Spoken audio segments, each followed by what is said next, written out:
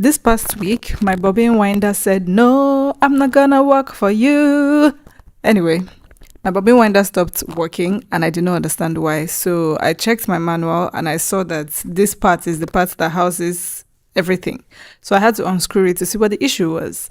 In my manual, I saw that there was a rubber around this place. And so I looked in, yeah, it was inside the machine, and then I had to fix it because obviously it was broken. I tried to use the glue gun to fix it, but it felt like I was using a glue gun to fix a glue. I don't know how to explain it, but both of them were just so nice to each other. Just look at that.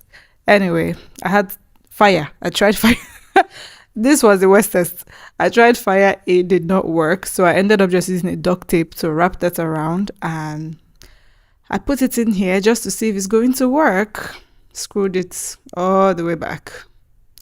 Now let's see if moment of truth, it works. I'm going to sew. I think it worked.